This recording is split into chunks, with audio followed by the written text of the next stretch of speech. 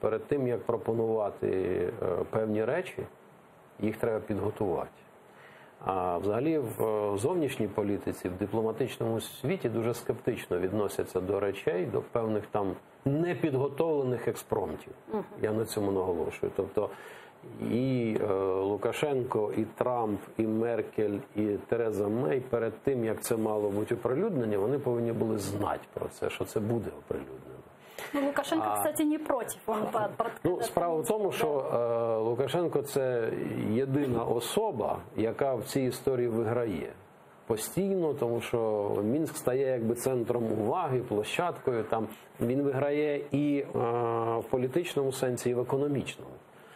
Тому що якщо, я пам'ятаю, будучи послом, там було 4 рейси міжнародних на Європу. Зараз табло не вистачає. Тільки з України, по-моєму, 6 чи що. Тому тут зрозуміло, що Лукашенко в цьому плані зацікавлений. А от чи можуть відновитися бажання президента Сполучених Штатів Америки, для цього треба мотивація. Тим більше, що на сьогоднішній день дипломатичні стосунки між Мінськом і Вашингтоном, вони зведені до нуля. Я вже не кажу про те, що дуже складні стосунки на даному етапі між Лондоном і Мінськом. Тому в даному випадку я схильний до того, щоб пропрацьовувати ці питання дуже глибоко.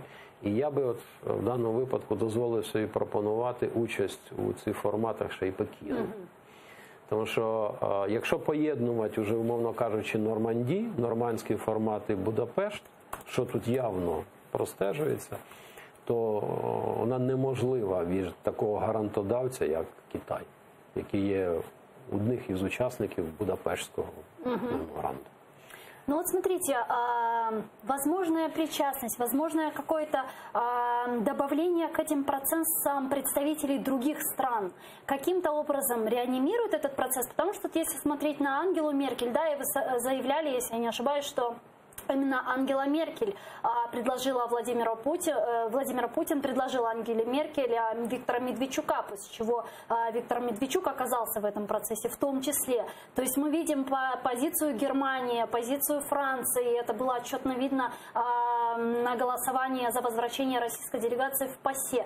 То есть позиция не очень однозначная. Вот как-то это ведь тоже очень важно. Как-то это может повлиять на это все? Может быть, их стоит как-то на це заменить? Впливає все. В тому числі і треба віддати європейцям належне. Вони дуже чітко ловлять свої інтереси і коли ці інтереси реалізовувати. Вони підловили момент, коли в Україні йде зміна президента, і в цей час зробили те, що вони хотіли. Це те, що явно не вистачає нам. Актуалізація своїх інтересів в момент, коли союзник, чи там опонент, чи противник десь там ослаб. Ми повинні відповідні кроки робити. Тому впливає все. Це перше. Друге.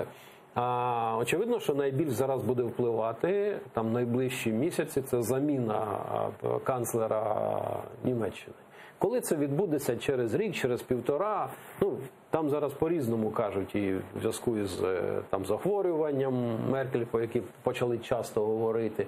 Зараз буде мінятися перша особа прем'єр-міністра Великобританії, і чи новий очільник уряду Великобританії до цього буде відноситись так, як Тереза Мей, чи він змінить свою позицію,